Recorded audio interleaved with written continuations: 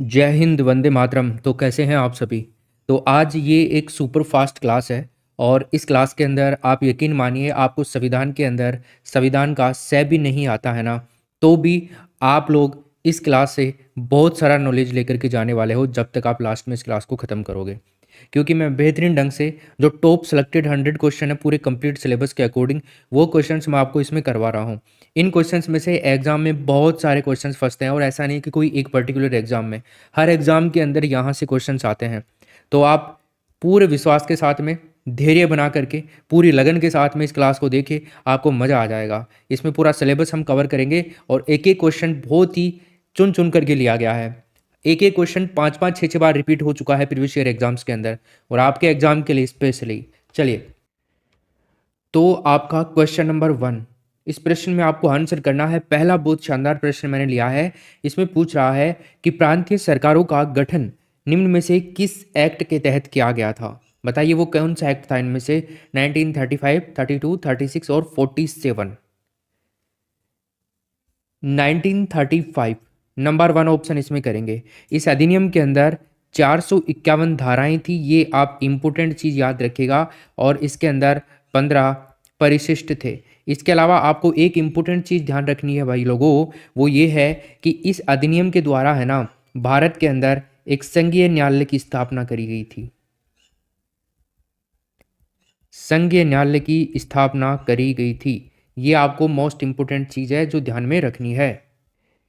इसके तहत क्या है ना, पूरे संघ का निर्माण हो रहा था, ठीक है, जो कि 11 ब्रिटिश प्रांत, 6 चीफ कमिश्नर जो कमिश्नरी प्रदेश थे उनके क्षेत्र और उन देशी रियासतों से मिलकर के बनने वाला था जो स्वेच्छा से संघ के अंदर शामिल होने वाले हों। एक बात का ध्यान रखिएगा, प्रांतों के लिए संघ में सम्मिलित होना अनिवार्य था, लेकिन जो देशी रियासतें थी ना, उनके लिए ये अनिवार्य नहीं था, ये ऑप्शनल था, ऐच्छिक था उनके लिए। एक बहुत इंपॉर्टेंट ऑप्शन यहाँ पे ये भी है जिसके बारे में आपको बताना चाहूँगा। देखो, बात है 20 फरवरी 1947, 1947। ध्यान से सुनिएगा। इस डेट को क्या है ना, जो ब्रिटिश प्रधानमंत्री थे, कौन थे इस टाइम में? एटली, क्लीमेंट एटली। इन्होंने घोषणा करी थी कि 30 जून 1947 को भारत में ब्रिटिश शासन समाप्त कर दिया जाएगा। बहुत बड़ी ये घोषणा थी। इसके बाद सत्ता जो थी, जो पावर था, वो उत्तरदायी भारतीय हाथों में सौंप दिया जाएगा। इस घोषणा पर मुस्लिम लीग ने आंदोलन किया था और भारत के विभाजन की उन्होंने बात करी थी। नहीं तो क्या पता भारत का विभाजन होता कि नहीं होता। फिर एक डेट आती है 3 जून 1947 को ब्रिटिश सरकार ने फिर से स्पष्ट किया कि 1946 में गठित जो संविधान सभा थी, उसके द्वारा जो संविधान का निर्माण किया गया था, वो संविधान उन क्षेत्रों पर लागू नहीं होगा जो इसको स्वीकार नहीं करेंगे। और इसी डेट को 3 जून याद रखेगा 1947 को जो वायस राय थे लॉर्ड माउंटबेटन, उन्होंने विभाजन की भी घोषणा पेशकश करी थी, जिसे माउंटबेटन योजना के नाम से हम जानते हैं। और इस योजना को कांग्रेस और मुस्लिम लीग ने स्वीकार कर लिया था और इस प्रकार भारतीय स्वतंत्रता अधिनियम 1947 बना करके उसको लागू कर दिया गया था। इस अधिनियम के तहत क्या है ना, 2 डोमिनियन स्टेट बनाए गए थे, एक तो इंडिया और एक पाकिस्तान। तो ये भी एक इंपॉर्टेंट चीज है इसके अंदर। चलो नेक्स्ट क्वेश्चन देखेंगे अब हम। 2 नंबर का प्रश्न है, भारतीय संविधान निम्न में से कौन सी नागरिकता प्रदान करता है, कौन सी सिटीजनशिप देता है? गुड। देखो, अगर मैं आपसे कहूं कि बताइए भारतीय संविधान के वो कौन से आर्टिकल हैं जिनके तहत नागरिकता की चर्चा की गई है, तो आर्टिकल नंबर 5 से लेकर के 8 तक आप याद रखिएगा। और यहाँ पे ऑप्शन आएगा हमारा बी ऑप्शन, एकल नागरिकता। हमारा संविधान यद्यपि परिसंघीय संविधान है, फिर भी इसमें एकल नागरिकता की ही व्यवस्था करी गई है। अमेरिका की तरह संघ और राज्य की दोहरी नागरिकता यहाँ पर नहीं दी जाती है। राज्य की नागरिकता अलग होगी और भारत की मतलब देश की नागरिकता, संघ की नागरिकता अलग होगी। यहाँ पे केवल एक ही सिटीजनशिप है और वो संघ की सिटीजनशिप है, ना कोई स्टेट की। याद रखिएगा। तो इसमें ऑप्शन नंबर हम बी कर देंगे। क्वेश्चन नंबर 3 देखिए, निम्नलिखित में से किस अधिनियम के द्वारा संवैधानिक निरंकुशता का सिद्धांत प्रवृत्त किया गया है? संवैधानिक निरंकुशता का संविधान मतलब सिद्धांत। देखिए, यहां पर भी हमारा आंसर आएगा 1935 का भारत सरकार अधिनियम। देखो, भारत परिषद अधिनियम 1909, इसके द्वारा क्या है ना, जो मुस्लिम समुदाय था उसके लिए पृथक निर्वाचन मंडल का प्रावधान किया गया था। तो इसमें याद रखेगा पृथक निर्वाचक मंडल, राइट। यस। तो ये एक बात याद रखनी है। और फिर 1919 के भारत शासन अधिनियम के द्वारा है ना प्रांतों के अंदर द्वैध शासन प्रणाली की स्थापना कर दी गई थी। और भारत शासन अधिनियम 1935 की अगर हम बात करें तो इसके द्वारा द्वैध शासन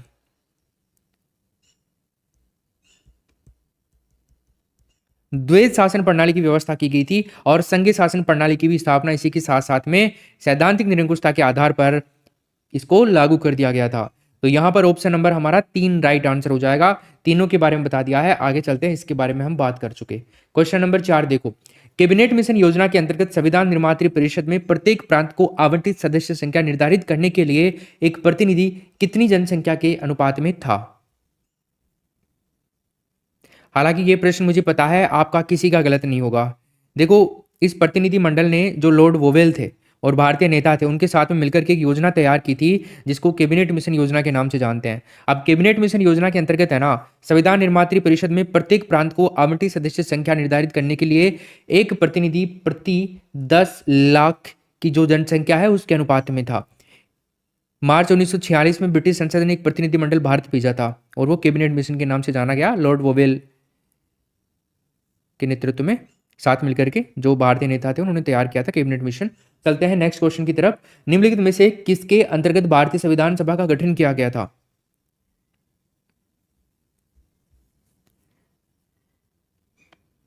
यस, भारतीय संविधान सभा का गठन। देखो, भारतीय संविधान का निर्माण है ना एक संविधान सभा के द्वारा किया गया था, हम सभी जानते हैं। संविधान सभा का गठन कैबिनेट मिशन योजना 1946 के तहत किया गया था। अब संविधान सभा के अंदर है ना कुल जो सदस्य थे वो 389 सदस्य थे, जिनके अंदर 292 सदस्य जो थे ना वो ब्रिटिश भारत के अंतर्गत थे। मतलब जिन क्षेत्रों के ऊपर ब्रिटिश सरकार का नियंत्रण था डायरेक्ट, ठीक है। 292 ब्रिटिश भारत के जो गवर्नर थे वो थे, और इसके अलावा 11 प्रांतों से थे और 4 थे आपके चीफ कमिश्नरी जो प्रदेश थे उनके तहत, मतलब जिनके अंदर दिल्ली, अजमेर, मेरवाड़ा, कुर्ग और ब्रिटिश बलूचिस्तान था, ये सब थे। इसके अलावा 93 जो कैंडिडेट थे वो देसी रियासतों से थे। इन सब से लिए जाने थे इतने कैंडिडेट्स, 389 का आंकड़ा हमें पूरा करना था। तो प्रांतीय सभाओं के द्वारा प्रत्येक 10 लाख जनसंख्या में से एक सदस्य के अनुपात में ये सदस्य फिर निर्धारित हुए थे जो भी यहाँ पे आए थे पूरे के पूरे, जैसा कि हमने बात करी। तो इस क्वेश्चन में हमारा आंसर क्या हो जाएगा, कैबिनेट मिशन योजना 1946। क्वेश्चन नंबर 6 देखिए, भारतीय संविधान के कौन से अनुच्छेद नागरिकता से संबंधित है। नागरिकता से संबंधित, अच्छा वैसे देखिए भाग 2, भाग अगर पूछ रहे नागरिकता से संबंधित तो आप 2 कर देना, राइट। और अगर आर्टिकल पूछे तो अभी मैंने बताया 5 से लेकर के 11 कर देंगे हम यहाँ पे। तो ऑप्शन नंबर, अब आप कहेंगे सर ऊपर तो आपने 5 से 8 बताया है, लेकिन देखो मुख्य रूप से 5 से 8 ही है, लेकिन आंशिक रूप से भी हम बात करें कुछ कुछ बातें यहाँ पे 11 तक भी करी गई है, तो हम इसके अंदर ये वाला ऑप्शन करेंगे, राइट आंसर बी करेक्ट। चलो नेक्स्ट क्वेश्चन देखते हैं, किस देश में दोहरी नागरिकता का सिद्धांत स्वीकार किया गया है। हालांकि अगर आपने ध्यान दिया हो तो अभी थोड़ी देर पहले मैंने इसको एक्सप्लेन किया है नागरिकता वाले क्वेश्चन में। क्वेश्चन नंबर 2 के अंदर सिटीजनशिप वाला क्वेश्चन आया था, उसमें बताया था कि इस देश के तरह नहीं है हमारा देश, कि इसमें राज्य के अंदर अलग नागरिकता है और संघ की अलग नागरिकता है। भारत में एक ही है संघीय नागरिकता ही, तो वो कंट्री है दोस्तों आपका यूएसए। ऑप्शन नंबर डी हो जाएगा इसमें, ठीक है ना। चलो, भारत में केवल अप्रवासी भारतीयों की दोहरी नागरिकता प्रदान की गई है, बाकी यहाँ पर सेम है। 8 में देखो, निम्नलिखित में से किस एक अधिनियम के द्वारा भारत में संघीय न्यायालय की स्थापना की गई। अभी थोड़ी देर पहले ये भी मैंने डिस्कस कर दिया आपको, संघीय न्यायालय की स्थापना। देखो, भारत में संघीय न्यायालय की जो स्थापना है ना, इसकी डेट अगर मैं आपको बताऊं तो 1 अक्टूबर 1937 को। और अधिनियम की अगर हम बात करें तो इनमें से कोई भी अधिनियम यहां पर नहीं है, तो वो अधिनियम है 1935 का भारत शासन अधिनियम। तो इसमें आंसर आएगा हमारा डी ऑप्शन। सभी का क्लियर है। चलो 9 नंबर के प्रश्न में देखिए, भारत के संविधान का प्रारूप तैयार करने वाली संविधान सभा के सदस्यों को किसके द्वारा चुना गया था। यहां पे विभिन्न प्रांतों की विधानसभाओं के द्वारा इनको चुना गया था। कैसे कैसे चुना गया था अभी हमने देख लिया, ठीक है भाई। संविधान सभा का गठन कैबिनेट मिशन के द्वारा एक योजना थी, उसके आधार पर किया गया था कैबिनेट, जिसमें सदस्यों को प्रांतीय विधानसभाओं के सदस्यों के द्वारा अप्रत्यक्ष चुनाव के द्वारा चुना गया था। संविधान सभा के 292 सदस्य जो थे वो प्रांतीय विधानसभाओं के माध्यम से निर्वाचित हुए थे। 93 कैंडिडेट थे, ये भारतीय जो शाही रियासत थी, प्रतिनिधित्व जो कर रहे थे, उनके द्वारा चुने गए थे। 4 सदस्य आपके इनके अलावा जो मुख्य आयुक्त प्रांत थे वहां से चुने गए थे।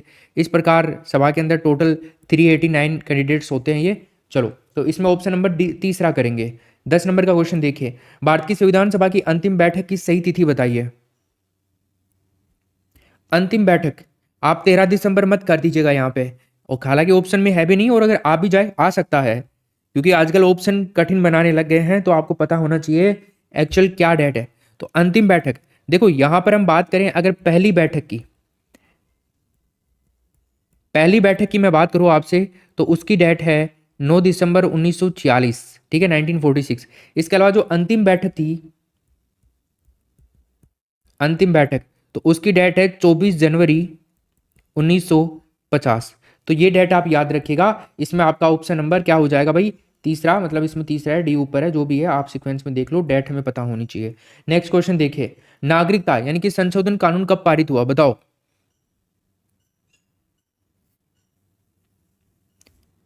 नागरिकता संशोधन बिल लोकसभा के अंदर ये 2019 के अंदर पारित हुआ था। अब 2019 के अंदर भी दो डेट है, 11 दिसंबर है और 11 अक्टूबर है। हालांकि देखो, नागरिकता संशोधन बिल है ना, ये लोकसभा के द्वारा तो 10 दिसंबर 2019 के अंदर, और अगर राज्यसभा की बात करें तो ये राज्यसभा के अंदर 11 दिसंबर 2019 के तहत 19 की जो डेट थी, तो इस डेट को पारित किया गया था। भारत के राष्ट्रपति ने है ना इसको 12 दिसंबर 2019 को अपनी स्वीकृति प्रदान करी थी, और ये विधेयक एक अधिनियम बन गया था। और नागरिकता संशोधन कानून यानी कि जिसको हम CCA बोलते हैं, इसी के अंतर्गत पाकिस्तान, बांग्लादेश, अफगानिस्तान से 31 दिसंबर 2014 तक भारत आए जो हिंदू हैं, बौद्ध हैं, जैन हैं, पारसी हैं, ईसाई हैं, इन समुदायों के लोगों को अवैध शरणार्थी के रूप में नहीं देखा जाएगा। समझा दिया है मैंने आपको ढंग से, एक बारी फिर से रिपीट कर रहा हूं, ध्यानपूर्वक सुन लेना। नागरिकता संशोधन कानून यानी कि CAA, ठीक है, भारत के राष्ट्रपति के द्वारा ये 12 दिसंबर 2009 को राष्ट्रपति के द्वारा ठप्पा लगाया गया। लोकसभा के अंदर 10 दिसंबर 2019 10 दिसंबर 2019 को ठप्पा लगाया गया। राज्यसभा के द्वारा 11 दिसंबर 2019 को यह ठप्पा रखा गया इस कानून के ऊपर, और एक कानून का रूप ले लिया राष्ट्रपति की मोहर जैसे ही इसके ऊपर लग गई, ठीक है। तो उसके बाद में नागरिकता संशोधन जो कानून है यानी कि CCA यानी कि पाकिस्तान, बांग्लादेश, अफगानिस्तान से 31 दिसंबर 2014 तक भारत आए हुए हिंदू, सिख, बौद्ध, जैन, पारसी, ईसाई समुदाय के जो लोग थे उनको अवैध शरणार्थी के रूप में नहीं देखा जाएगा, अवैध शरणार्थी नहीं माने जाएंगे, ठीक है भाई। चलो 12 नंबर का क्वेश्चन देखिए, भारतीय नागरिकों के मौलिक अधिकारों का वर्णन है।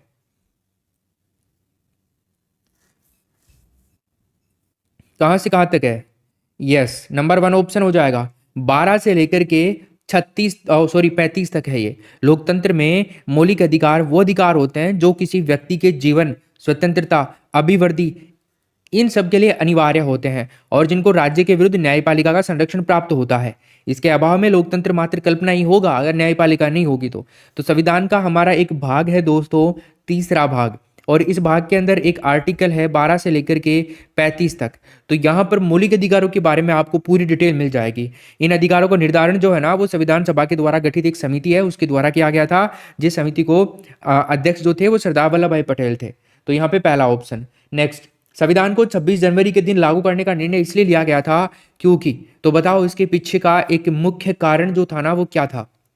बहुत ही अच्छा और शानदार प्रश्न है, तो बताइए। देखो 1929 को लाहौर, क्या बताने वाला हूं समझ रहे हो, कांग्रेस अधिवेशन जिसकी अध्यक्षता जवाहरलाल नेहरू ने करी थी। तो इसमें कांग्रेस ने पूर्ण स्वराज्य का प्रस्ताव रखा था, पारित कर लिया था मतलब, और निर्णय लिया गया था कि आज के दिन प्रतिवर्ष 26 जनवरी को स्वतंत्रता दिवस के रूप में मनाया जाएगा। उसी के अकॉर्डिंग कांग्रेस ने 26 जनवरी 1930 को प्रथम स्वतंत्रता दिवस मना लिया था और इसीलिए 26 जनवरी के दिन ही भारत का जो स्वतंत्र भारत का संविधान है उसको भी लागू करने का डिसीजन लिया गया था। तो इसमें हमारा आंसर क्या होगा? कांग्रेस ने स्थिति को 1930 में स्वतंत्रता दिवस के रूप में मना लिया था, इसीलिए भारत के अंदर संविधान को 26 जनवरी के दिन लागू करने का डिसीजन लिया गया था। चलो नेक्स्ट क्वेश्चन है, निम्नलिखित में से, हाँ यहाँ पे एक और चीज मैं क्लियर कर दूं आपकी, आप सोच रहे होंगे सर आप स्वतंत्रता दिवस बोल रहे हो, स्वतंत्रता दिवस तो 15 अगस्त को मनाया जाता है, इंडिपेंडेंस डे। तो इसके पीछे का जो कारण है ना, देखो इस दिन पहली बार भारत का स्वतंत्रता दिवस मनाया गया। कब? 26 जनवरी को। अब आप कहेंगे सर स्वतंत्रता दिवस 15 अगस्त को मनाया जाता है, मैं ये जो बात कर रहा हूं ना वो कर रहा हूं 15 अगस्त 1947 के पहले की। तो इससे पहले इसको स्वतंत्रता दिवस के रूप में ही मनाया गया था। फिर जैसे ही 15 अगस्त 1947 को आजादी मिलने तक 26 जनवरी को ही आपको पता होना चाहिए स्वतंत्रता दिवस मनाया जाता था। फिर 26 जनवरी 1930 को पूर्ण स्वराज्य घोषित करने की तारीख को महत्व देने के लिए 26 जनवरी 1950 को संविधान लागू किया गया और फिर 26 जनवरी को गणतंत्र दिवस यानी कि रिपब्लिक डे घोषित किया गया 1950 को। तो ये बातें हैं इससे पहले की। पहले ये आपका स्वतंत्रता दिवस के रूप में मनाया जाता था 26 जनवरी, फिर बाद में रिपब्लिक डे अलग कर दिया गया, इंडिपेंडेंस डे अलग कर दिया गया आपका 15 अगस्त को और रिपब्लिक डे आपका 26 जनवरी को कर दिया गया। क्लियर है अब सबका? चलो आगे चलते हैं। 14 में देखिए, निम्नलिखित में से किस वाद में भारतीय संविधान के मूल ढांचे की अवधारणा प्रतिपादित की गई थी? चलिए तो इस प्रश्न में फ्रेंड्स हमारा आंसर जो होगा वो होगा इनमें से कोई भी नहीं। देखो प्रश्न के अकॉर्डिंग हम बात करें तो इनमें से कोई भी वाद इसकी व्याख्या नहीं कर रहा है कि मूल ढांचे की अवधारणा इनके अंदर प्रतिपादित कर दी जाए। देखो सबसे पहले केशवानंद भारती बनाम केरल राज्य जो वाद था, इसी में भारतीय संविधान के मूलभूत ढांचे की अवधारणा को प्रतिपादित किया गया था। तो ये ऑप्शन में है नहीं, तो हम इसमें डी ऑप्शन करेंगे राइट आंसर। 15 नंबर में देखिए, निम्नलिखित में से संविधान सभा की संघ संविधान समिति यूनियन कॉन्स्टिट्यूशन कमेटी का अध्यक्ष कौन था? बढ़िया, देखो यहां पे आंसर होगा जवाहरलाल नेहरू। ठीक है, संविधान सभा के अध्यक्ष अगर आपसे पूछे, संविधान सभा के अध्यक्ष अगर आपसे पूछ ले तो आप बता देना डॉक्टर राजेंद्र प्रसाद। और संघ संविधान समिति के अध्यक्ष कौन थे? जवाहरलाल नेहरू। चलो नेक्स्ट क्वेश्चन देखो, संविधान के अनुच्छेद 25 के अनुसार धर्म स्वातंत्र्य का अधिकार किसके अधीन नहीं है? हाँ, आर्टिकल 25 के अनुसार भारत में प्रत्येक व्यक्ति को है ना किसी भी धर्म को मानने की, उसका आचरण करने की और उसका प्रचार करने की स्वतंत्रता है। और संविधान का आर्टिकल 25 जो है उसके अनुसार धर्म स्वातंत्र्य का अधिकार मानववाद के अधीन नहीं है। इसमें आएगा डी ऑप्शन। क्वेश्चन नंबर 17, यदि भारत के एक नए राज्य का सृजन करना हो तो संविधान की निम्नलिखित अनुसूचियों में किस एक को अवश्य संशोधित किया जाना चाहिए? बताइए। पहली, दूसरी, तीसरी और पांचवी। देखो अनुसूची 1 उसके अंदर संघ के बारे में और राज्यों के बारे में चर्चा की गई है। अनुसूची 2 मतलब वेतन 2, वेतन 2, तो वेतन 2 अनुसूची 2, अनुसूची 2 वेतन 2, अनुसूची 2 वेतन 2, अनुसूची 2 वेतन से संबंधित है। अनुसूची 3 1 2 3 3 शब्द किस में आ रहे हैं? शपथ है। शपथ में कितने शब्द आ रहे हैं? 3 वर्ण आ रहे हैं इसमें वर्ण। ठीक है, तो शपथ 3, अनुसूची 3 याद रखिएगा। और यहां पर अगर बात करें तो अनुसूची पहली, देखो संविधान की पहली अनुसूची में राज्यों का वर्णन किया गया है। यदि किसी नए राज्य का सृजन करना है तो अनुसूची में संशोधन करना पड़ेगा नंबर 1 के अंदर। ठीक है, यस, इसी से छेड़खानी करनी पड़ेगी आपको। क्वेश्चन नंबर 18 देखिए, निम्नलिखित कथनों में से कौन सा एक भारत के संविधान की चौथी अनुसूची को सही सही वर्णित करता है?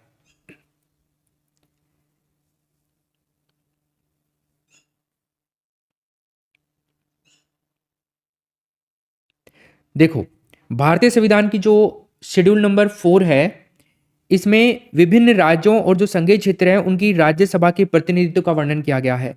तो इसमें राज्यसभा के स्थानों का आवंटन है, डी ऑप्शन होगा इसमें। 19 नंबर में देखिए, भारतीय संविधान में 9वीं अनुसूची परिवर्धित हुई। शेड्यूल नंबर 9 प्रथम संशोधन के द्वारा। यस सर, बिल्कुल यही है। कॉन्स्टिट्यूशन में अमेंडमेंट नंबर 1। यस, देखो मूल संविधान के अंदर, जो हमारा मूल संविधान था, अगर मैं पूछ लूं तो उसके अंदर कितनी अनुसूचियां थी और आज की डेट में कितनी है? तो मूल में तो थी कितनी, 8, और आज की डेट में हम बात करें तो वो थी 12। आज की डेट में 12 है। तो संविधान में 9वीं अनुसूची जो है ना, वो प्रथम संविधान संशोधन अधिनियम 1951 के द्वारा जोड़ी गई। इसके अंतर्गत क्या है ना, राज्य द्वारा संपत्ति के अधिग्रहण की जो विधियां हैं उनके बारे में बात करी गई है। और इस अनुसूची में जो सम्मिलित विषय हैं उनको न्यायालय के अंदर चुनौती, बताओ, दी जा सकती है कि नहीं दी जा सकती? नहीं दी जा सकती है। और वर्तमान में इस अनुसूची में है ना 284 अधिनियम है। अनुसूची नंबर 9 के अंदर 284 अधिनियम। ठीक, चलो 20 नंबर का प्रश्न देखिए, भारतीय संविधान को अपनाया गया था। चलो अब तो गलत नहीं होना चाहिए, 2-3 बार डिस्कस कर चुका है इसके बारे में। संविधान सभा का प्रथम अधिवेशन कब हुआ? अभी मैंने बताया 9 दिसंबर 1946 को हुआ। ठीक है सर। तो संसद भवन का जो केंद्रीय कक्ष था उसके अंदर संपन्न हो गया। अध्यक्ष इसके चुने गए डॉक्टर सच्चिदानंद सिन्हा को। इसके बाद में 11 दिसंबर 1946 को एक और बैठक होती है, राजेंद्र प्रसाद को स्थायी अध्यक्ष चुना जाता है। संपूर्ण संविधान के निर्माण के अंदर 2 वर्ष 11 महीने 18 दिन का समय लगता है और लगभग जो खर्चा आता है वो आता है आपका 64 लाख रुपीज। यहां पर आंसर होगा संविधान सभा के द्वारा, नंबर 1 ऑप्शन।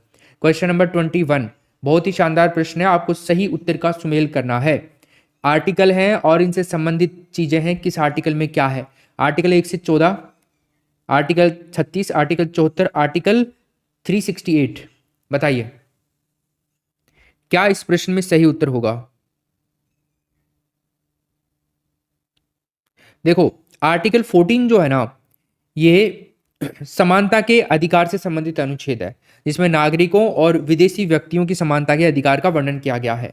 तो आर्टिकल 14 की हम बात करें तो ये समानता के बारे में बात करता है। उसके अलावा आर्टिकल 36 जो है ना, ये राज्य के जो नीति निदेशक तत्व होते हैं, जस्ट ए सेकेंड, नीति निदेशक तत्व सिद्धांत का वर्णन करता है, जो संविधान के भाग 4 के अंदर है। भाग 4 में आर्टिकल 36। तो नीति निदेशक तत्व आपके आर्टिकल नंबर 36 से लेकर के 51 तक हैं। ठीक, इसके अलावा आर्टिकल 74 जो है ना आपका, आर्टिकल 74 है संघीय मंत्री परिषद के गठन का वर्णन करता है ये। ठीक है, तो संघीय मंत्री परिषद के गठन का वर्णन ये कर रहा है। इसको हटा लो आप, ये बैठ नहीं रहा है। समानता का अधिकार ये कर देगा। 36 के अंदर नीति निदेशक तत्व हो जाएंगे। आर्टिकल 74 के अंदर आपका समानता का हो जाएगा। 36 जो है आपका ये कर देगा 36 से लेकर 51 तक नीति निदेशक तत्व। 74 के अंदर मंत्री परिषद हो जाएगा, मतलब संघीय मंत्री परिषद के गठन के वर्णन के बारे में बात करी गई है। और 368 जो है ये आपके संशोधन की प्रक्रिया के बारे में है, संविधान संशोधन की प्रक्रिया, जिसमें साधारण संशोधन और विशेष संशोधन के परिणाम का जो प्रावधान है वो किए गए हैं इसके अंदर। ठीक, चलो तो यहाँ पे आंसर हो जाएगा आपका 3। देखिए किस में आ रहा है, मतलब पहले में 3 आ रहा है, 3 तो केवल एक में ही आ रहा है, इसी में आ रहा है जस्ट 3। तो आंसर यही हो जाएगा, कुछ आगे देखने की जरूरत नहीं है हमारे को। डी ऑप्शन सही उत्तर होगा इसमें। चलो नेक्स्ट क्वेश्चन देखिए, संविधान को एक पवित्र दस्तावेज किसने कहा है? पवित्र दस्तावेज, भारतीय संविधान के निर्माण में देखो सर्वाधिक योगदान देने वाले जो व्यक्ति है ना, वो है डॉक्टर भीमराव अंबेडकर। ठीक है, तो इन्होंने संविधान को एक पवित्र दस्तावेज कहा है। अंबेडकर को भारतीय संविधान का पिता भी कहा जाता है। ये संविधान निर्माण की सबसे महत्वपूर्ण प्रारूप समिति जो थी उसके अध्यक्ष भी रहे हुए हैं। तो यहां पर पहला ऑप्शन होगा। 23 देखिए, भारतीय संविधान के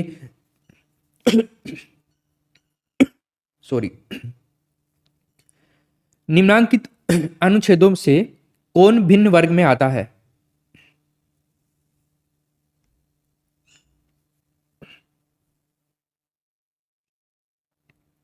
देखो आर्टिकल 14 आर्टिकल 15, आर्टिकल 16, इन तीनों का जो संबंध है ना, वो मूल अधिकारों से संबंधित है। ये तीनों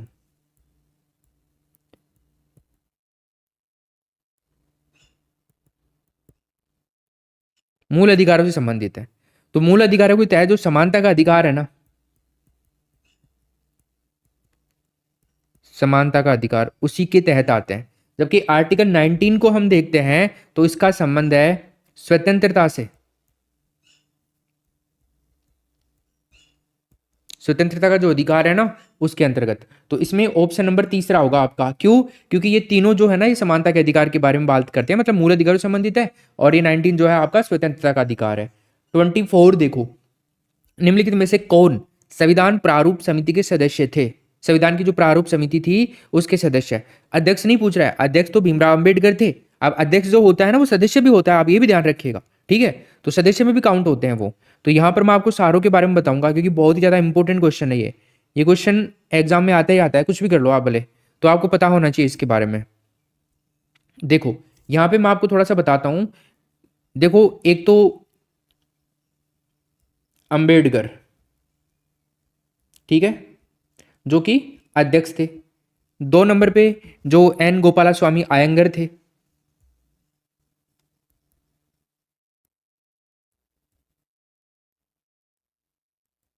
आयंगर, कृष्णा स्वामी अय्यर। इसके अलावा 4 नंबर पे कन्हैयालाल को ले लो, कन्हैयालाल जो माणिकलाल मुंशी थे। 5 नंबर पे आप राव को ले लो, एन माधव राव। और 6 नंबर पे आप ले लो जो सादुल्ला थे, मोहम्मद सादुल्ला। 7 नंबर पे खैतान जी को ले लो, डीपी खैतान, ठीक है। तो इस तरह से ये टोटल 7 कैंडिडेट थे इसके अंदर। अब यहाँ पर जो हमारा आंसर होगा, एक तो गोपाला स्वामी हो गया, ठीक है, आयंगर, गोपाला स्वामी आयंगर हो गए। जवाहरलाल नेहरू नहीं थे, अल्लादी कृष्णम स्वामी अय्यर थे, सरदार पटेल भी नहीं थे। मतलब पहला और तीसरा ऑप्शन ही हमारा इसमें सही उत्तर होगा। ऑप्शन नंबर तीसरा करेंगे इसमें, ठीक है भाई। चलो 25 देखिए, भारत एक संघीय राज्य है, कैसे? कैसे भारत एक संघीय राज्य हो सकता है? संघवाद, फेडरलिज्म। फेडरलिज्म जो शब्द है उसकी उत्पत्ति लेटिन भाषा का एक शब्द है फोइडूर, उससे हुई है। तो इस प्रकार हम कह सकते हैं कि एक समझौता है इसका अर्थ हो सकता है, अनुबंध इसका अर्थ हो सकता है।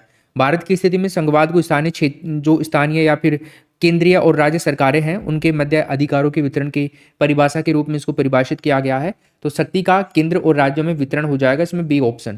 क्वेश्चन नंबर 26, निम्नांकित संवैधानिक उपचारों में से किसे पोस्टमार्टम भी कहा गया है? पोस्टमार्टम, संवैधानिक उपचारों में अधिकार परीक्षा जो है ना, अधिकार परीक्षा, उसी को पोस्टमार्टम कहा गया है। इसमें आपका ऑप्शन होगा डी, राइट आंसर। आगे आपका प्रश्न है 27 नंबर का, किस प्रधानमंत्री के कार्यकाल के दौरान भारत के संविधान में 9वीं अनुसूची को पुनः स्थापित किया गया था?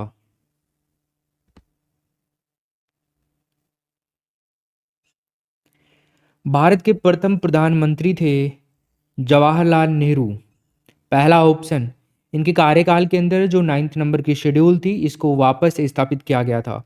9वीं अनुसूची को 1951 के अंदर जो प्रथम संविधान संशोधन हुआ उस अधिनियम के माध्यम से भारतीय संविधान में शामिल किया गया था। और इस अनुसूची के अंदर बात करें, केंद्र और राज्य की ऐसी सूचियां शामिल की गई हैं जिसे न्यायालय के समक्ष चुनौती नहीं दी जा सकती है। किसने कहा भारत एक अर्धसंघात्मक राज्य है? बताइए ये स्टेटमेंट किसका है?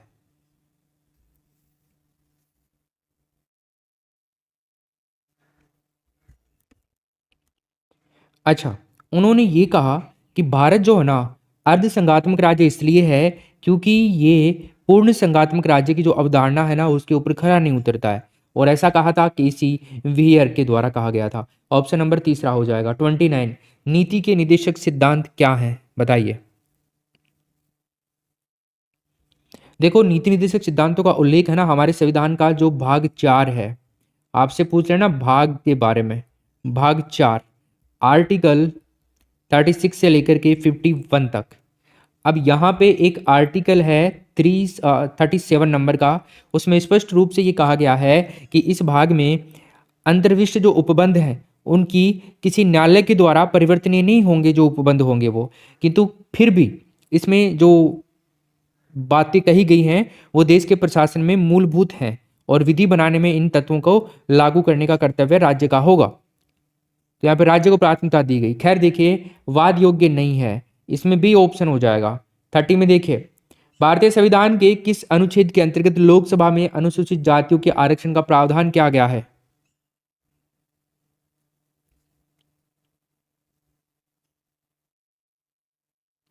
देखो, भारत सरकार अधिनियम 1919 का प्रावधान किया गया था।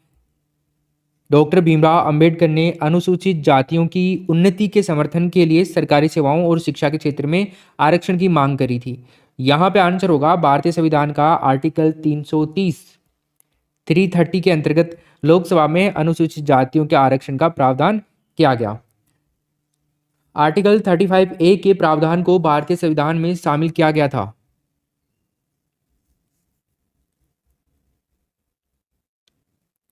Nineteen 54 D option.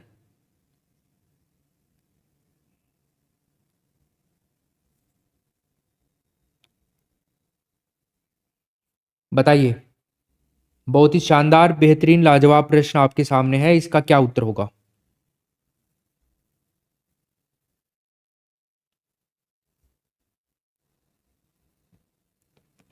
संवैधानिक संशोधन।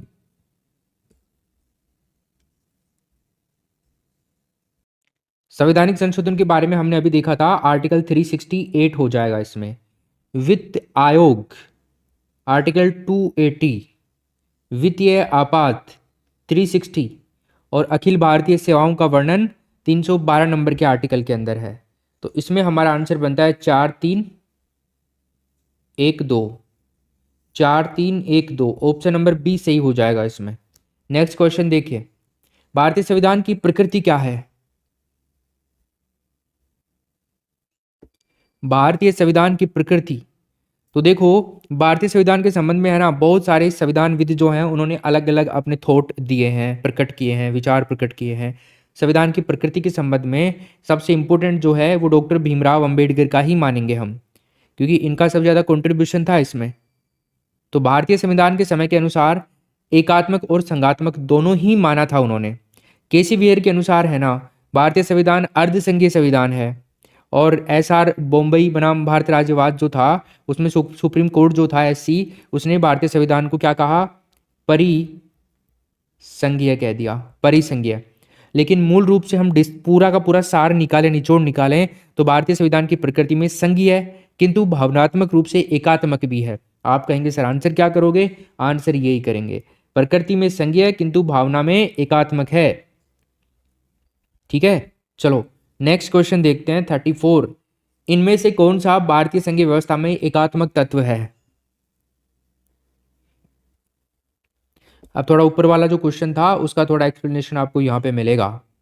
देखो, भारत एक संघीय राज्य है और संघीय राज्य के आवश्यक जो लक्षण होते हैं ना, वो एक तो जैसे लिखित संविधान हो गया, संविधान के द्वारा केंद्र और जो इकाइयां हैं उनके मध्य शक्तियों का विभाजन हो गया, केंद्र और राज्य के मध्य जो उत्पन्न विवाद हैं उनके समाधान के अंदर उच्चतम न्यायालय के अंदर शरण, वो काम हो गया।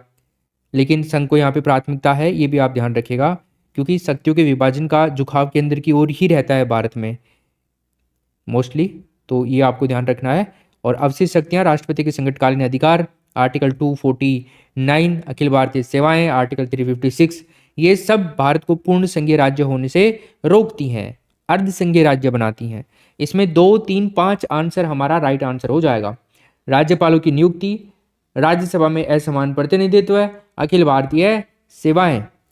ठीक है भाई, ऑप्शन नंबर यहाँ पे हम करेंगे 2, 3, 5 किसमें है? ऑप्शन नंबर तीसरा। देखो, भारत के संविधान के उद्देश्यों में से एक के रूप में आर्थिक न्याय का किसमें उपबंध किया गया है? आर्थिक न्याय का।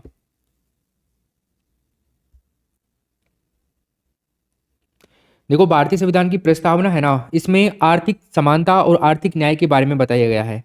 अब संविधान निर्माताओं ने है ना इस प्रकार के भारत की कल्पना करी थी कि इसकी झलक संविधान की प्रस्तावना में देखने को मिले, और ऐसा भी हुआ।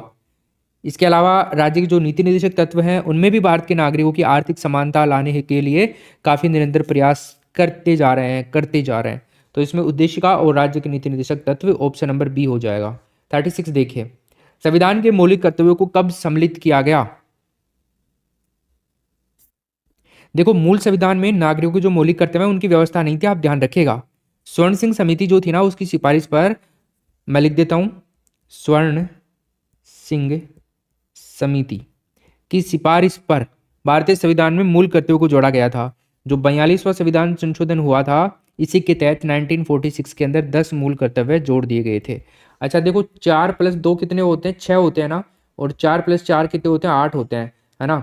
तो 42वां संविधान संशोधन तो हुआ था 1976 में, और 44वां हुआ था 1978 में। ये ट्रिक भी आप ध्यान में रखिएगा, इस क्वेश्चन में 1976 हो जाएगा। नेक्स्ट क्वेश्चन, भारतीय संविधान के किस अनुच्छेद में 42वां संविधान संशोधन विधेयक मूल कर्तव्यों को सम्मिलित किया गया है? कौन सा आर्टिकल? 42वां अमेंडमेंट जो था 1976, इसके द्वारा भारतीय नागरिकों के लिए 10 मूल कर्तव्य संविधान में जोड़े गए थे, और इनको आर्टिकल 51A के अंदर, बी ऑप्शन हमारा सही उत्तर हो जाएगा, भाग 4A के अंदर एकमात्र अनुच्छेद है ये जिसमें जोड़ा गया था। और वर्तमान में मूल कर्तव्यों की संख्या अगर आपसे पूछे, वर्तमान में मूल कर्तव्य जो 86 नंबर का संविधान संशोधन हुआ था 2002 के अंदर, इसमें एक और जोड़ दिया गया था, तो टोटल 11 हो गए हैं, याद रखिएगा। क्वेश्चन नंबर 38, श्रीमती प्रतिभा पाटिल का भारतीय गणतंत्र के राष्ट्रपति के रूप में जो क्रम था, सीक्वेंस था, नंबर था, वो कौन सा था? सीक्वेंस नंबर बताना आपको, क्रम क्या था? 10वां, 12वां, 11वां और 13वां। देखो, भारत की प्रथम महिला राष्ट्रपति जो थी ना, वो थी श्रीमती प्रतिभा पाटिल। प्रतिभा पाटिल प्रथम महिला राष्ट्रपति थी ये। तो ये भी एक क्वेश्चन अलग से बनता है।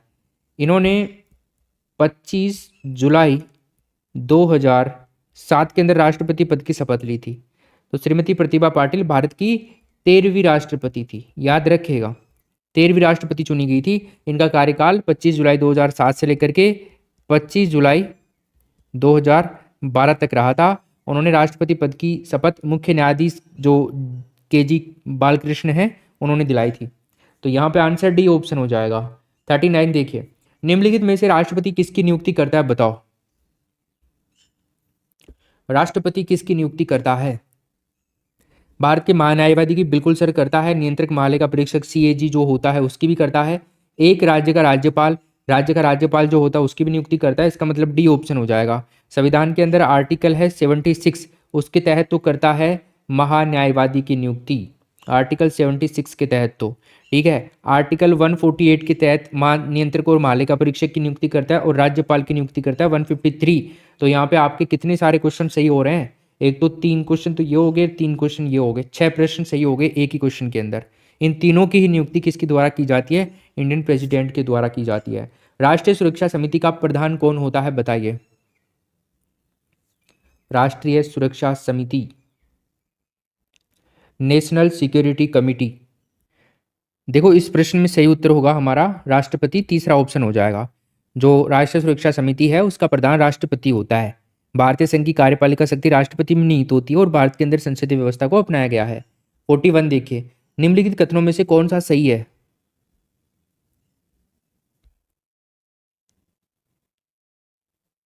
भारत का जो संविधान है ना, भारत के लिए एक संसदीय प्रणाली की व्यवस्था करता है।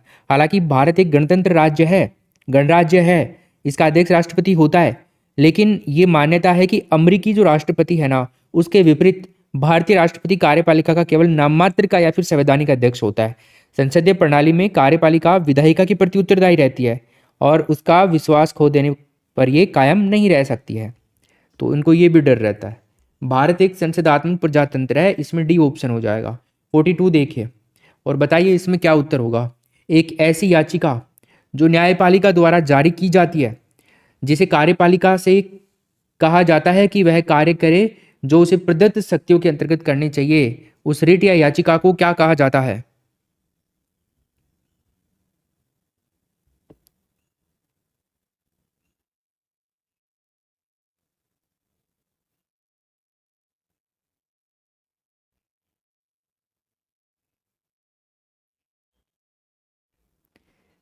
देखिए, पहला ऑप्शन है हेबियस कॉर्स, यानी कि बंदी प्रत्यक्षीकरण।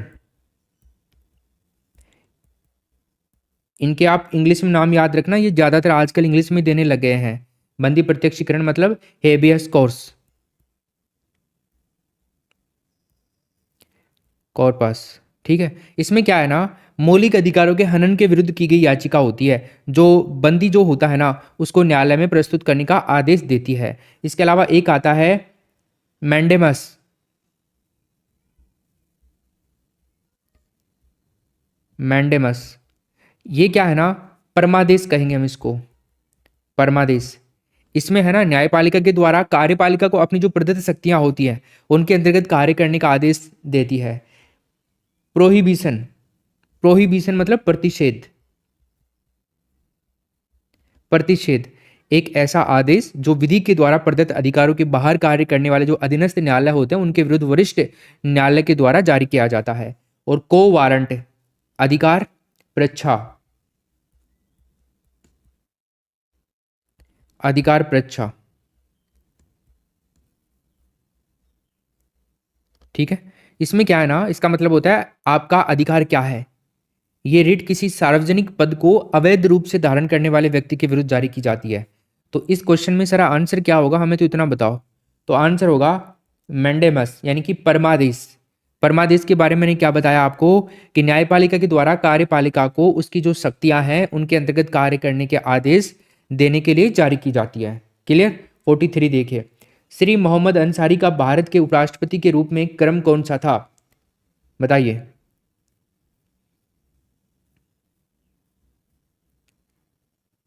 13वें राष्ट्रपति के बारे में हमने बात करी प्रतिभा पाटिल, लेकिन 13वां उपराष्ट्रपति कौन था, ये थे मोहम्मद अंसारी। इसमें आएगा डी ऑप्शन, तो सेम टाइम में।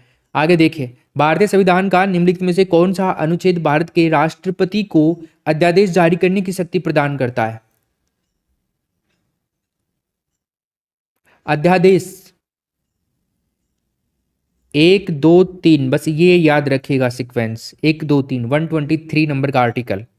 ठीक है, राष्ट्रपति के द्वारा अध्यादेश उस स्थिति में जारी किया जाता है जब जो संसद होती है ना, पार्लियामेंट, उसके दोनों सदन होते हैं, लोकसभा और राज्यसभा, वो सत्र में नहीं हो और राष्ट्रपति को यह विश्वास हो जाए कि ऐसी परिस्थिति उत्पन्न हो गई है जिसमें अविलंब कार्यवाही करना आवश्यक है, बिना कोई देरी की कार्यवाही करना आवश्यक है, तो उस कंडीशन में राष्ट्रपति अध्यादेश जारी करके एक नया कानून बना सकता है।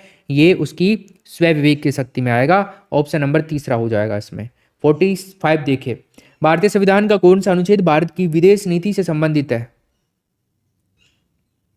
भारत की विदेश नीति,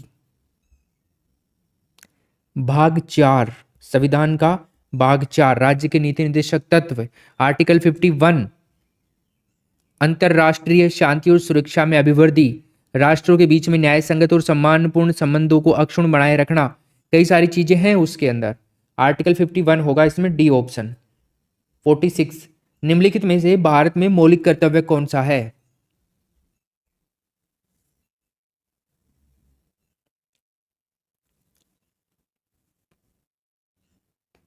राइट, हमारी मिली जुली संस्कृति की समृद्ध विरासत को संरक्षित करना व महत्व प्रदान करना। आंसर क्या हो जाएगा भाई, बी ऑप्शन। जो भारतीय संविधान है इसमें मौलिक कर्तव्य जो है ना, अभी थोड़ी देर पहले भी मैंने आपको डिस्कस किया था, सरदार स्वर्ण सिंह जो समिति है उसकी सिफारिश पर 42वां संविधान संशोधन हुआ था 1976 में। तो इसके तहत ये जोड़े गए थे। मूल कर्तव्य संविधान के आर्टिकल 51 के अंदर जोड़े गए और सभी ये निदेशक तत्व ही हैं। नेक्स्ट क्वेश्चन, लोकसभा की बैठक समाप्त की जा सकती है।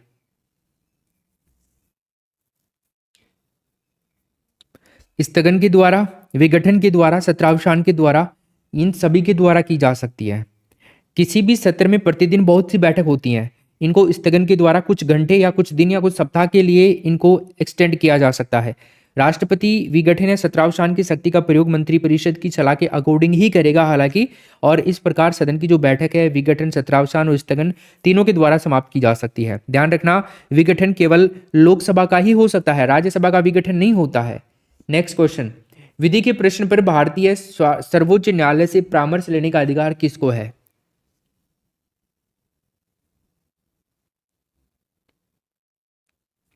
हमारे संविधान में एक आर्टिकल है 143, समझ गए होंगे किससे संबंधित है। राष्ट्रपति विधि संबंधी सलाह सर्वोच्च न्यायालय के मुख्य न्यायाधीश से ले सकता है, लेकिन राष्ट्रपति उसकी सलाह को मानने के लिए बाध्य नहीं है। ठीक, तो यहां पर आंसर क्या होगा? Option number B 49। देखिए, केंद्र सरकार में उच्चतम नागरिक सेवा अधिकारी कौन है? उच्चतम, बिल्कुल उच्चतम, टॉप लेवल, जिसको हम क्या कह सकते हैं?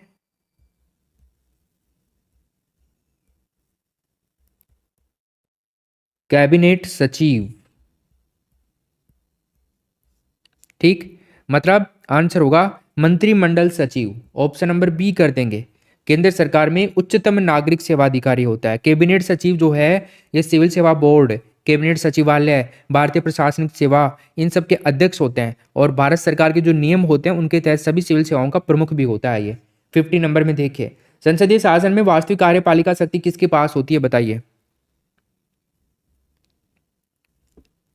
देखो, संसदीय शासन प्रणाली में दो प्रकार की कार्यपालिका होती है, टू टाइप की। एक तो होती है नाम मात्र की, है ना, और एक कार्यपालिका होती है वास्तविक।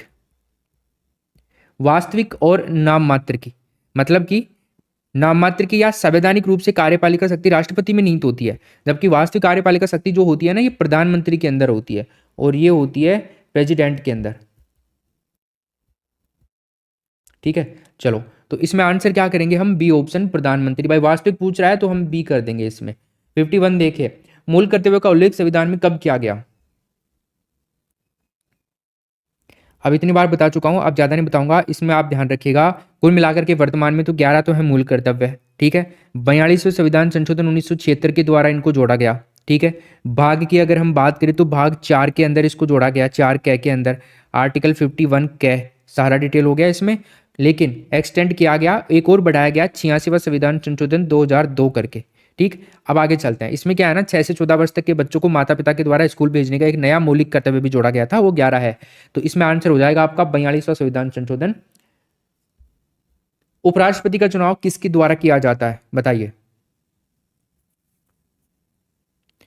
उपराष्ट्रपति, देखो उपराष्ट्रपति जो होता है ना, वॉइस प्रेसिडेंट, इसके चुनाव में दोनों सदन के कुल सदस्य जो होती है ना, वो निर्वाचित भी हो सकते हैं, निर्वाचित भी होते हैं और मनोनीत भी। लेकिन ध्यान रखिएगा, राष्ट्रपति के चुनाव के अंदर केवल निर्वाचित ही भाग लेते हैं, मनोनीत भाग नहीं लेते हैं, और वो भी सभी राज्य की विधानसभाओं के केवल। ठीक, इसके अलावा मैं बात करूं आपसे, उपराष्ट्रपति का चुनाव आनुपातिक प्रतिनिधित्व जो प्रणाली होती है उसके अकॉर्डिंग एकल संक्रमणीय मतदान पद्धति के माध्यम से होता है। तो इसमें दोनों सदनों के सदस्य भाग लेंगे। आगे चलो, लोकसभा में अनुसूचित जाति के लिए आरक्षित स्थानों की संख्या कितनी है? भारतीय संविधान के अनुच्छेद 330 के अंदर लोकसभा अनुसूचित जाति एससी जो है ना उसकी, और अनुसूचित जनजाति जो एसटी है उसके स्थानों के आरक्षण का प्रावधान है। और इसी के चीज को ध्यान में रखते हुए जो लोक प्रतिनिधित्व अधिनियम 1950 आया था वो भी पारित किया गया था। ठीक, इसमें आंसर होगा 84। जो व्यक्ति संसद का सदस्य नहीं है केंद्रीय मंत्री रह सकता है कितने महीने तक? 12 महीने तक, 6 महीने तक, 3 महीने तक या 1 महीने तक? बिना किसी सदन का सदस्य रहे कोई भी व्यक्ति केवल और केवल 6 महीने तक पद पर बना रह सकता है।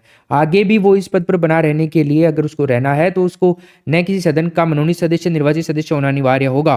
किसी न किसी सदस्य, किसी न किसी सदन में उसको मनोनीत हो चाहे निर्वाचित हो, कैसे भी होगा। संविधान का जो आर्टिकल 75 एक है ना, उसके अनुसार मंत्रियों की नियुक्ति राष्ट्रपति प्रधानमंत्री की परामर्श पर करेगा। निम्न में से कौन राज्य सूची में है? बताइए। अब कई सारे मेरे दोस्त इसको गलत करने वाले हैं, मुझे पता है।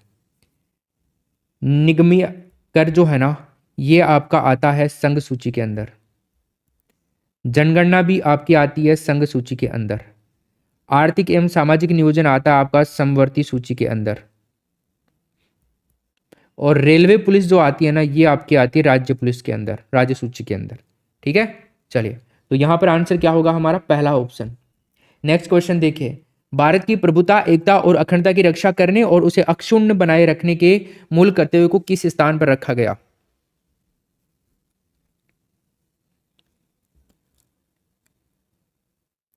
इस मूल कर्तव्य को तीसरे स्थान पर रखा गया। 42वां संविधान संशोधन 1976 के द्वारा 10 मूल कर्तव्य जोड़े गए, जबकि बच्चों की शिक्षा संबंधित 11 मूल कर्तव्य 86वां संविधान संशोधन 2002 के द्वारा जोड़ दिया गया। निम्न में से किसकी नियुक्ति राज्य का राज्यपाल नहीं करता है?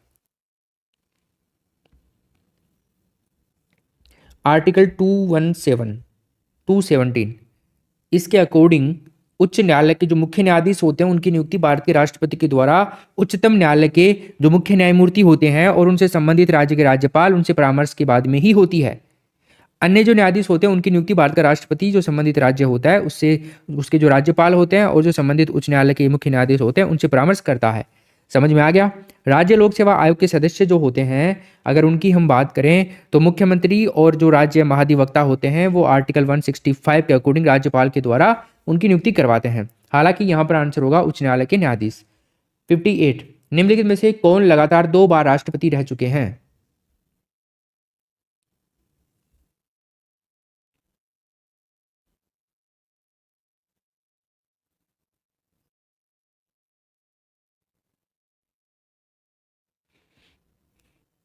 डॉक्टर राजेंद्र प्रसाद, पहला ऑप्शन।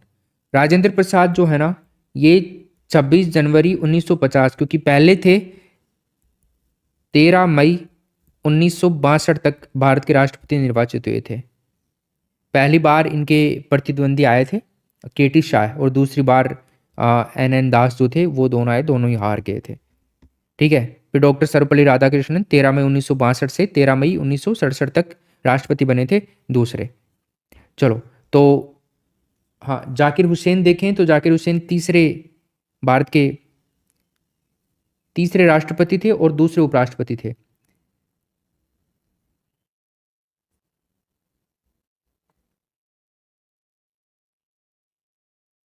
कौन नहीं रहा है लोकसभा अध्यक्ष इनमें से? केवी के सुंदरम, पहला ऑप्शन होगा इसमें। केवी के सुंदरम मतलब कल्याण वैद्यनाथ कुटूर सुंदरम इनका पूरा नाम था। ये भारतीय प्रशासनिक अधिकारी थे, स्वतंत्र भारत के पहले कानून सचिव भी रह चुके थे। भारत के दूसरे मुख्य निर्वाचन आयुक्त भी इनको बनाया गया था, हालांकि काफी तगड़े इंसान थे। भारतीय संविधान के अनुच्छेद 162 के शीर्षक के संबंध में निम्न में से कौन सा सही है?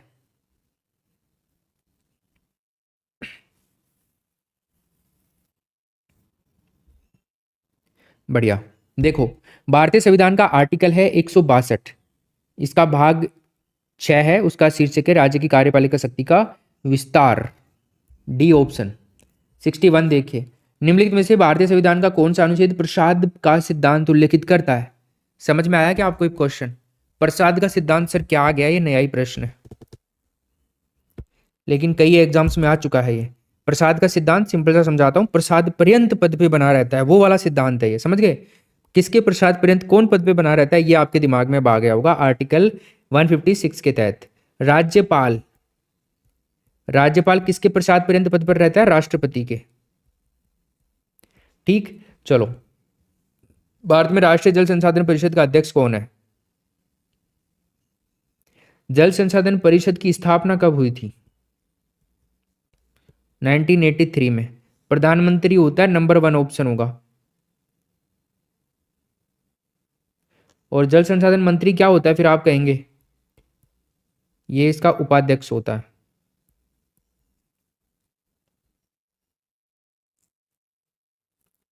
कौन से अनुच्छेद हैं जिनको राष्ट्रीय आपातकाल के दौरान निलंबित नहीं किया जा सकता?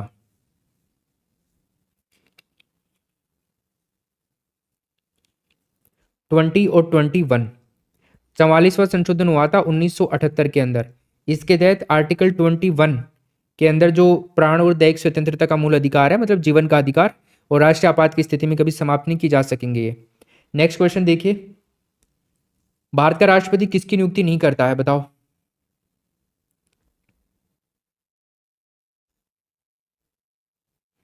राष्ट्रपति प्रधानमंत्री की नियुक्ति भी करता है, राज्यपाल की भी करता है, मुख्य निर्वाचन आयुक्त की भी करता है, उपराष्ट्रपति की नहीं करता। इसके चुनाव होते हैं। राष्ट्रपति जो है राष्ट्रपति के समान ही होता है, उपराष्ट्रपति का चुनाव भी आनुपातिक प्रतिनिधित्व मत पद्धति के आधार पर एकल संक्रमणीय मत के द्वारा। उसके निर्वाचन में राज्य विधानमंडल कभी भाग नहीं लेते हैं। उपराष्ट्रपति लोकसभा और राज्यसभा के सदस्यों के द्वारा चुना जाता है। भारत में महिलाओं के लिए किस राजनीतिक संस्था में स्थान आरक्षित है? पंचायती राज के अंदर पहला ऑप्शन। पंचायती राज राजनीतिक संस्था है, इसके अंदर 1992 के अंदर 73वां संविधान संशोधन किया गया था। 73वां संविधान संशोधन, इसके द्वारा अनिवार्य कर दिया गया था इनकी उपस्थिति, 1/3 महिलाएं होंगी। संविधान में कौन सा भाग पंचायत से संबंधित है?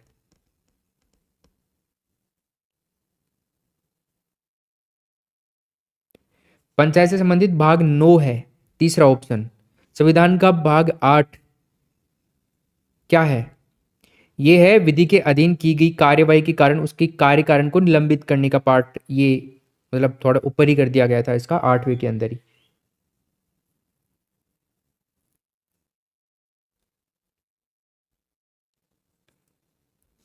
बताओ भारतीय संसद की वित्तीय समितियां कौन सी हैं?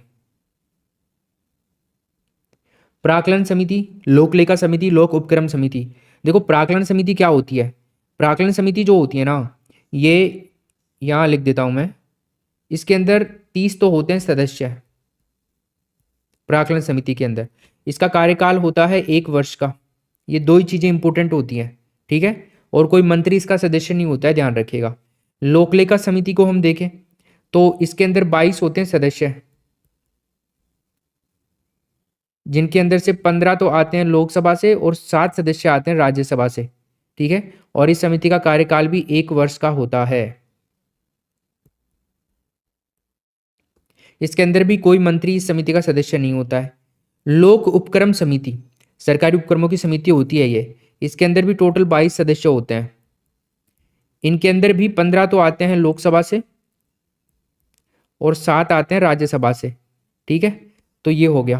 तो यहां पे क्वेश्चन हमसे पूछ रहा है कि निम्नांकित में से भारतीय संसद की वित्तीय समिति नहीं है, तो इसमें पहला, दूसरा और तीसरा हो जाएगा।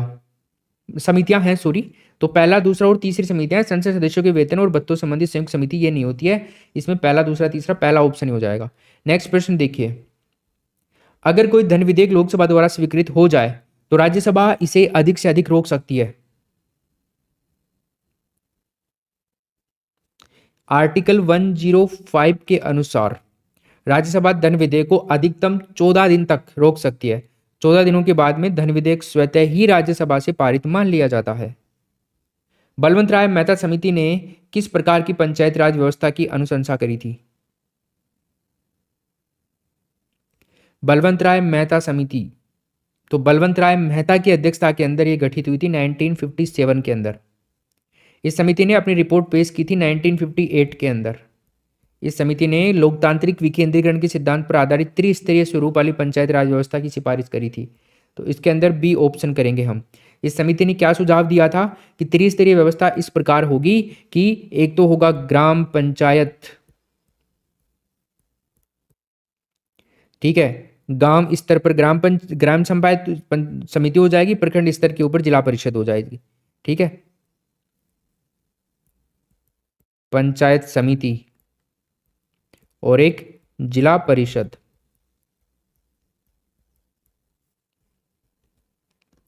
यदि पंचायत भंग होती है तो किस अवधि के अंदर निर्वाचन होने अनिवार्य है? पंचायती राज व्यवस्था में ग्राम, तालुका, जिले ये सब आएंगे। भारत में प्राचीन काल से ही पंचायती राज व्यवस्था अस्तित्व में है। राजा महाराजाओं के टाइम में भी चलती थी पंचायत, ठीक है। 5 लोग बात कोई डिसीजन लेते थे ना, उनको मानना पड़ता था गांव वालों को। आधुनिक भारत के अंदर प्रथम बार तत्कालीन प्रधानमंत्री जवाहरलाल नेहरू के द्वारा राजस्थान का जो नागौर जिला है वहां पर बगदरी गांव के अंदर 2 अक्टूबर 1959 को पंचायती राज व्यवस्था की शुरुआत करी थी। 73वां संविधान संशोधन हुआ था, उसके बाद में संविधान के अंदर पंचायती राज को संवैधानिक दर्जा मिला था। और इसके प्रावधानों के अंतर्गत पंचायत अपनी तय अवधि से पहले भंग होती है तो राज्य निर्वाचन आयोग को 6 महीने के अंदर ही चुनाव करवाने आवश्यक होंगे, और जो चुनाव होंगे वो आगे 5 साल तक होंगे कंटिन्यू। 71 पंचायती राज प्रणाली किस सूची में है बताइए? पंचायती राज प्रणाली जो है ये आपकी राज्य सूची के अंदर आती है दोस्तों। बी ऑप्शन इसमें सही उत्तर हो जाएगा। इस सूची में दिए गए जो विषय हैं उन पर राज्य सरकार कानून बनाती है। संविधान के लागू होने के समय इसके अंतर्गत है ना 66 विषय आते हैं, जबकि वर्तमान में इस सूची के अंदर विषयों की संख्या कितनी है? 61। चलो, पंचायतों एवं नगर पालिकाओं के संबंध में भारतीय संविधान में किस वर्ष प्रावधान किया गया? हाय फ्रेंड्स, इसमें आंसर हो जाएगा 1993। डी ऑप्शन करेक्ट आंसर करेंगे। ठीक है, चलो। भारतीय संविधान के किस अनुच्छेद के तहत राज्यपाल का विधानमंडल के विश्रांति काल में अध्यादेश प्रख्यापित करने की शक्ति प्राप्त है?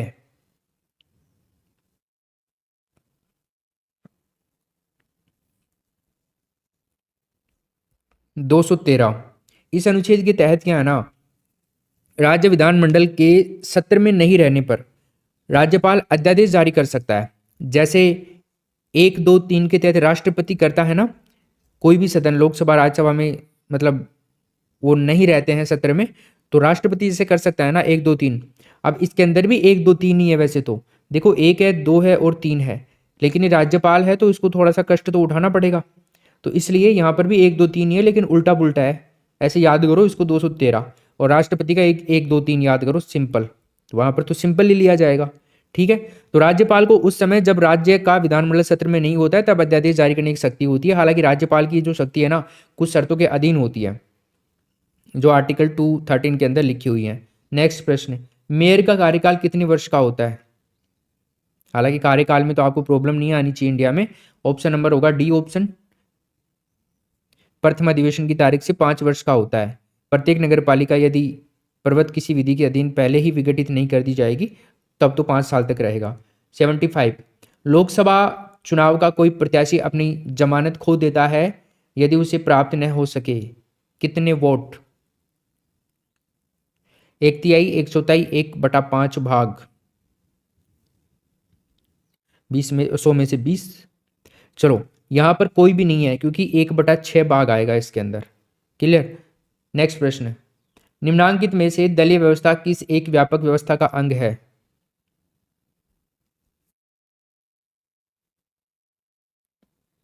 ऑलराइट, इसमें होगा राजनीतिक व्यवस्था, तीसरा ऑप्शन। भारत में संसदीय शासन प्रणाली को अपनाया गया है जिसमें दलीय व्यवस्था को महत्व दिया गया है। दलीय व्यवस्था राजनीतिक व्यवस्था को एक व्यापक व्यवस्था के अंग के रूप में परिभाषित करती है। निम्न में से कौन भारत में राजनीतिक दलों को मान्यता प्रदान करता है, बताइए।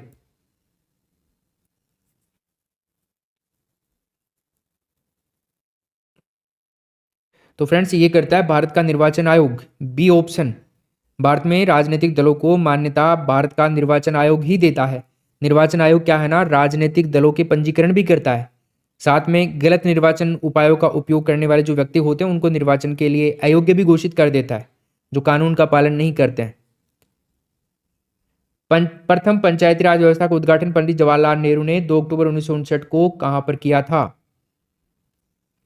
सिंपल क्वेश्चन, बी ऑप्शन करेंगे, नागौर के बगदरी गांव के अंदर। ठीक है। दल बदल निरोधक अधिनियम जिस तिथि को पारित हुआ था, कौन सी डेट थी वो? दल बदल मतलब 52वां संविधान संशोधन अधिनियम 1985। इसमें यह प्रावधान किया गया था कि संसद सदस्य या विधानसभा सदस्य दल बदल कर सकते हैं। ये दल द्वारा उनको निकाला भी जा सकता है जिसने उसे चुनाव के अंदर खड़ा किया था, या फिर कोई निर्दलीय उम्मीदवार है जो चुने जाने के 6 महीने के अंदर किसी राजनीतिक दल का सदस्य बन जाता है तो वो सदन का सदस्य होने के कारण अयोग्य करार कर दिया जाएगा उसको। ठीक है, या फिर ये अधिनियम जो है 15 फरवरी 1985 को पारित किया गया था, तो इसमें ऑप्शन नंबर बी होगा। भारतीय संविधान के लिए प्रथम संशोधन विधेयक लाया गया, फर्स्ट अमेंडमेंट एक्ट। अभी थोड़ी देर पहले भी हमने डिस्कस किया, 1951, बी ऑप्शन, आर्टिकल 110। इसमें धन विधेयक का उल्लेख किया गया है। कोई भी धन विधेयक विधेयक है या नहीं है, इसका अंतिम डिसीजन लोकसभा का अध्यक्ष करता है, और धन विधेयक केवल लोकसभा में पेश किया जा सकता है। इसमें भारत की संचित निधि के जो व्यय होते हैं उनसे संबंधित प्रावधान होते हैं। निम्नलिखित में से कौन सा राज्य मानवाधिकार आयोग का कार्य नहीं है?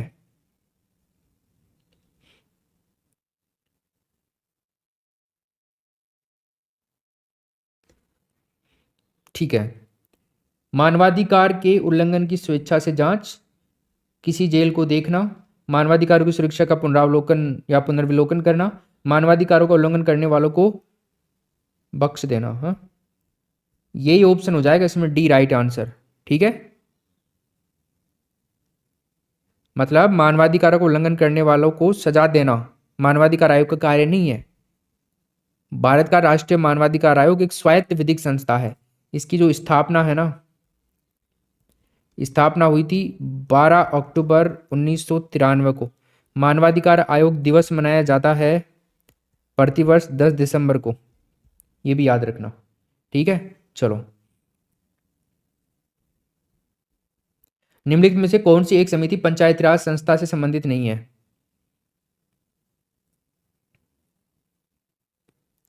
देखो, पीवीएन राव समिति जो है ये नहीं है।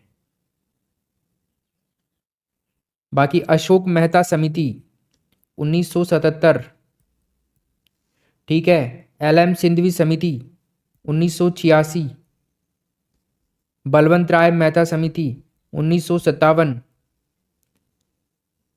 इसके अलावा एक और समिति है जिसका नाम है जीवी के राव समिति। ये समिति गठित की गई थी 1985 के अंदर। ये सारी समितियां जो है ना, ये सारी की सारी समितियां आपके पंचायती राज से संबंधित हैं। दिनेश गोस्वामी समिति का संबंध बताइए किससे है?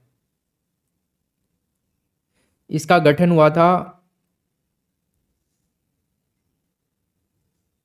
1990 के अंदर। इस समिति ने है ना भारत में होने वाले जो चुनाव है उनके संबंध में कई महत्वपूर्ण सुझाव और सिफारिश दिए थे, जिनके अंदर जमानत राशि बढ़ाई जानी चाहिए। इसके अलावा ऐसी सभी उम्मीदवारों की जमानत राशि जब्त होनी चाहिए जो 1/4 मत भी प्राप्त ना कर सकें। कोई भी व्यक्ति 2 या 2 से अधिक जगह से चुनाव नहीं लड़ सकता। ऐसी कुछ चीजें थी। निर्वाचन सुधारों के अंदर की बातें करी थी इसने। 84 देखिए, तारकुंडे समिति का गठन किस उद्देश्य से किया गया था? सुना आपने नाम कभी तारकुंडे समिति का? 1974 में आई थी। भारतीय चुनाव प्रणाली में बढ़ते हुए चुनावी खर्चों को नियंत्रित करने के लिए इस समिति के अंदर सुधारों के लिए इसको गठित किया गया था। तो पंचायती राज सुधार होगा इसमें, चुनाव सुधार हो जाएगा। Number 1 option. सभी प्रकार के चुनाव हैं तो उनके अंदर इसको इम्प्लीमेंट भी किया गया था कि कैसे खर्चा बचाया जा सकता है। बी ऑप्शन हो जाएगा इसमें, जो भी है। आगे चलो, नेक्स्ट क्वेश्चन है, भारत के विभिन्न राजनीतिक दलों को राष्ट्रीय या क्षेत्रीय दलों का दर्जा देने का अधिकार किसको है? हमारे संविधान में एक आर्टिकल है 2, 3, 4 नंबर का, मतलब 324 नंबर का। ठीक, तो इसमें चुनाव आयोग के द्वारा ये अधिकार है कि वो इनको राजनीतिक दलों को राष्ट्रीय या क्षेत्रीय दलों का दर्जा प्रदान करे। भारत का सॉलिसिटर जनरल होता है आर्टिकल 76। इसके अंतर्गत तो जो महान्यायवादी होता है ना, जिसको अटॉर्नी जनरल बोलते हैं, उसकी नियुक्ति अपने प्रसाद पर्यंत करता है महान्यायवादी, जो सरकार की विधि संबंधी मामलों के अंदर सलाह देता है। और इसकी सहायता के लिए सॉलिसिटर जनरल और अतिरिक्त जो सॉलिसिटर जनरल होते हैं वो नियुक्त किए जाते हैं। तो इसमें आंसर क्या होगा आपका? एक न्यायिक सलाहकार होता है ये महान्यायवादी के लिए। 87 देखो, मानवाधिकार संरक्षण संशोधन अधिनियम 2019 राष्ट्रीय मानवाधिकार आयोग के सदस्यों की संख्या कितनी बढ़ाई गई?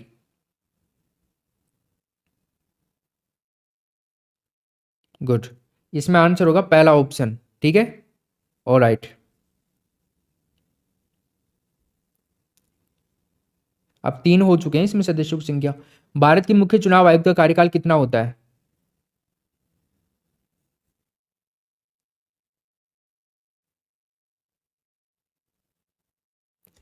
इनका कार्यकाल 6 वर्ष पहले हो जाए या 65 वर्ष पहले हो जाए, जो भी पहले हो जाए वो अप्लाई होता है। इसमें आंसर हो जाएगा बी ऑप्शन। राज्य लोक सेवा आयोग का अध्यक्ष किसके द्वारा नियुक्त किया जाता है?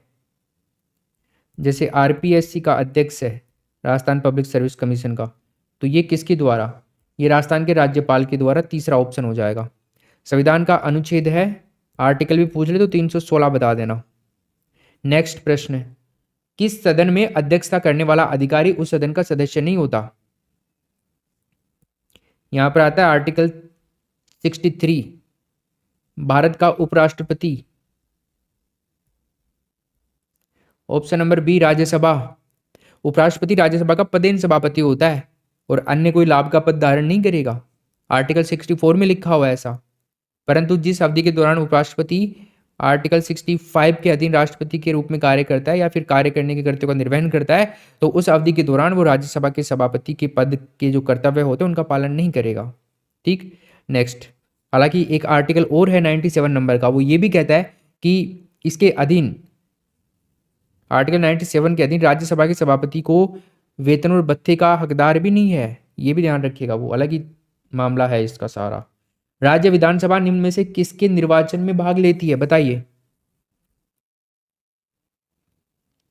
राज्य विधानसभा, राज्य विधानसभा भारत के राष्ट्रपति के निर्वाचन में जो निर्वाचित सदस्य होंगे ना वो वाले, ठीक है। उसके अलावा राज्यसभा के सदस्यों के, अब इसमें राज्यसभा के में दोनों आ जाते हैं, तो इसमें आंसर क्या होगा, 1 और 3। पंचायती राज का मुख्य उद्देश्य बताइए।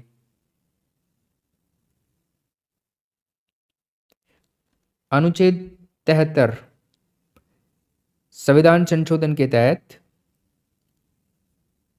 अनुच्छेद क्या यार, 73 नंबर के जो अमेंडमेंट है उसके अकॉर्डिंग पंचायती राज व्यवस्था जो है, अधिनियम जो उसको लागू किया गया था इसको शक्तिशाली बनाने के लिए। ठीक है, तो इसमें आंसर क्या होगा हमारा, लोगों को विकासमूलक प्रशासन में भागीदारी योग्य बनाना। भारत में कोई भी राजनीतिक दल राष्ट्रीय दल के रूप में मान्यता प्राप्त कर सकता है यदि वह राज्य स्तर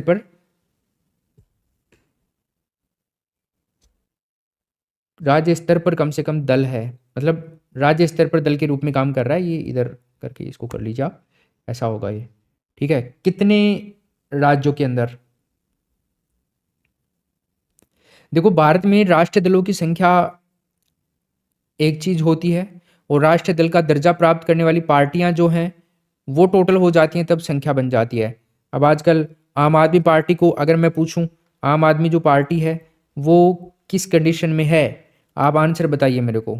देखो इसमें क्या होता है ना, 4 या फिर अधिक राज्यों के अंदर कुल वैध मतों का 6% या लोकसभा के अंदर 4 सीट उसको मिल जाए तो वो राष्ट्रीय पार्टी हो जाएगी। तो आम आदमी पार्टी बन चुकी है, पंजाब के अंदर सरकार ही बना चुकी है। ठीक है, लोकसभा में 2% सीट या 11 सीटों के ऊपर उसको कम से कम 3 राज्यों के अंदर 11 सीटों पर विजय प्राप्त होनी चाहिए। निर्वाचन आयोग के द्वारा 4 राज्यों में राजनीतिक दल का दर्जा उसको मिला हुआ होना चाहिए, तो वो है अब, राइट। तो यहाँ पे बी ऑप्शन हो जाएगा। आगे चलते हैं। निम्नलिखित में से कौन सा राज्य मानवाधिकार आयोग का कार्य नहीं है,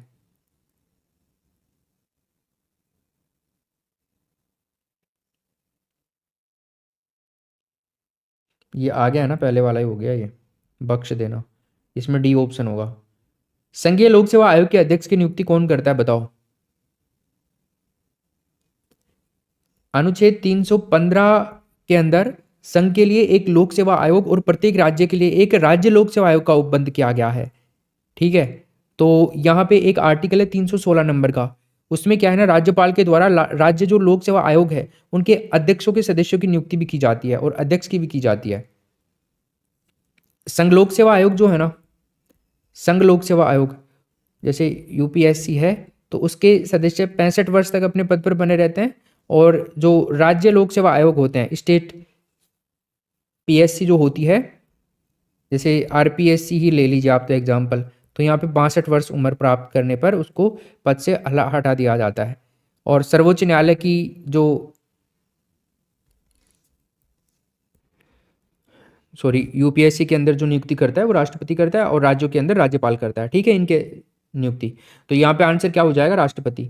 भाई यूपीएससी की बात कर रहा है, तो यहाँ पे 96 में देखिए, निम्नलिखित में से किसे संसद को संबोधित करने का अधिकार प्राप्त है,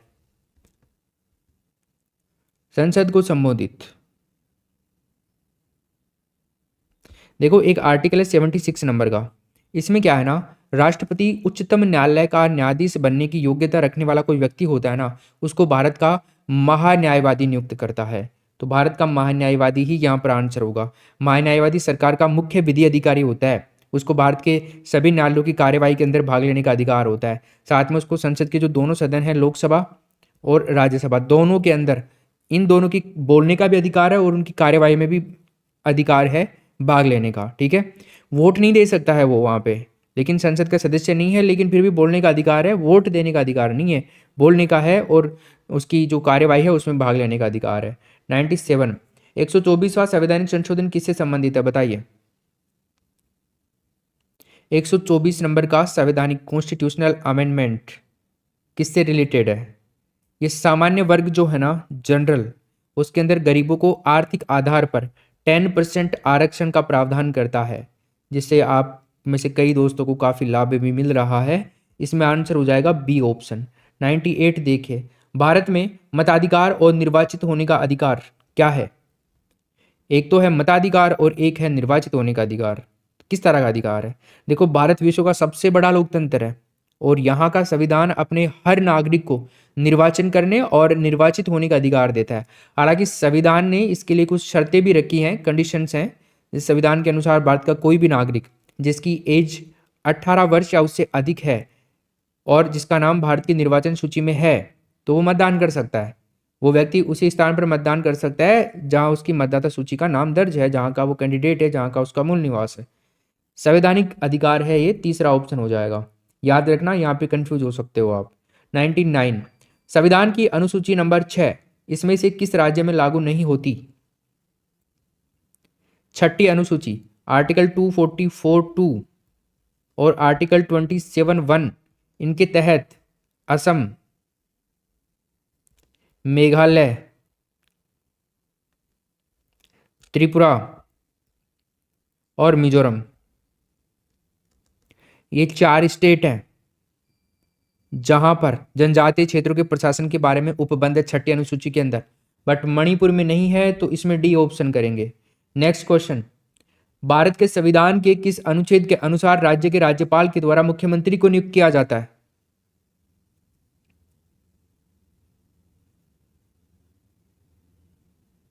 आर्टिकल 164 बी ऑप्शन। एक है आर्टिकल 163, इसमें क्या है ना, राज्यपाल को सहायता और सलाह देने के लिए मंत्रिपरिषद का प्रावधान है। आर्टिकल 164 मंत्रियों की नियुक्ति संबंधित प्रावधान है। ठीक है, नेक्स्ट क्वेश्चन, दल बदल निरोधक कानून किस संविधान संशोधन विधेयक से संबंधित है? ये पहले भी आ गया था अपना, हालांकि, तो इसमें आंसर आ जाएगा हमारा ऑप्शन नंबर बी। ये मैंने आपको समझा दिया स्टार्टिंग में।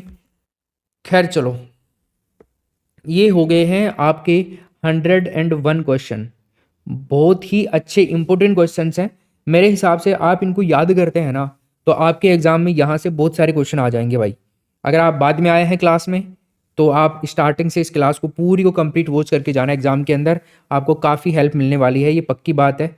मैं आपको स्क्रीनशॉट भेज दूंगा, जब एग्जाम दे करके आओगे आपका पेपर मुझे मिलेगा, तो इस क्लास में से कितने क्वेश्चन आए थे।